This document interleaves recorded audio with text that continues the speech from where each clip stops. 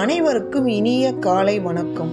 இன்று பிப்ரவரி முதல் நாள் தைப்பூச திருநாள். இந்த தைப்பூசத்தின் சிறப்புகளை பற்றி பார்ப்போம். தைப்பூசம் என்பது தென்னிந்தியர்கள் வாழும் நாடுகளில் தமிழ் கடவுளான முருகனை கொண்டாடும் ஒரு விழா. தைப்பூசம் ஆண்டுதோறும் தை மாதம் பூச நட்சத்திரமும் பௌர்ணமி திதியும் கூடி வரும் நாளில் கடைபிடிக்கப்படுகிறது. இவ்விழாவானது கிபி 500ஆம் ஆண்டு முதலே கொண்டாடியது குறித்து தேவார பதிகங்களில் குறிப்புகள் உள்ளன. முருகப்பெருமான் தனக்கு கிடைக்க வேண்டிய ஞானப்பழம் கிடைக்காமல் கோபித்து கொண்டு கைலாயத்தில் இருந்து தனது பெற்றோர்களான சிவன், பார்வதி, அண்ணன் விநாயகர் ஆகியோர் மீது வெறுப்புற்று பண்டார கோலத்தில் பழனி மலையில் குடியேறிய நாளே தைப்பூச திருவிழாவாக தமிழகத்தில் பெரும்பாலான மக்களால் கடைபிடிக்கப்படுகிறது. மேலும் இவ்வழி பக்தி மார்க்கத்தை ஏற்று சிவன், முருகன் சார்ந்த சைவ திருக்கோயில்களில் இவ்விழா கொண்டாடப்படுகிறது.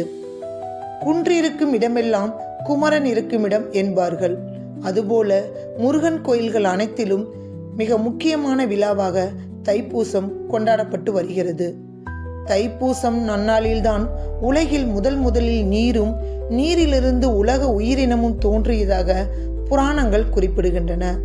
அதனாலேயே இந்நாளில் பல்வேறு ஆலயங்களில் தெப்பத் திருவிழாக்கள் நடைபெறுகின்றன.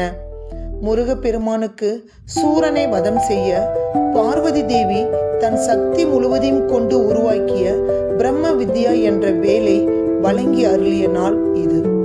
வாடிய பயிரை கண்டபோதெல்லாம் வாடினேன் என்று பாடிய வள்ளலார் தைப்பூச நாளில்தான் ஜோதியாக மாறி இறைவனடி சேர்ந்தார். தைப்பூச நாளில்தான் பாம்பு கடித்து இறந்து போன பூம்பாவை என்ற பெண்ணை அவரது அஸ்தி களத்திலிருந்து பதிகம் பாடி திருஞான சம்பந்தர் உயிர்ப்பித்தார் என்று புராணம் கூறுகிறது. தைப்பூச தினத்தன்று விரதம் இருந்து காவடி எடுப்பது வழக்கம். அன்று புதிதாக சமைத்த உணவுகளை தான் உட்கொள்ள வேண்டும் என்பது ஐதீகம். பூசத்தன்று பூனை கூட பழையதை உண்ணாது என்ற பழமொழியும் உள்ளது. இந்நன்னாளில் முருகனை வழிபடும் பக்தர்கள் கல்வி, செல்வம், ஞானம் என்ற மூன்றிலும் சிறந்து விளங்குவார்கள் என்பது ஐதீகம். இத்தகைய பெருமை வாய்ந்த தைப்பூச திருநாளை அனைவரும் கொண்டாடி மகிழ்வோம். நன்றி. Kongunadu matric higher secondary school, Nallipalayam, Namakkal.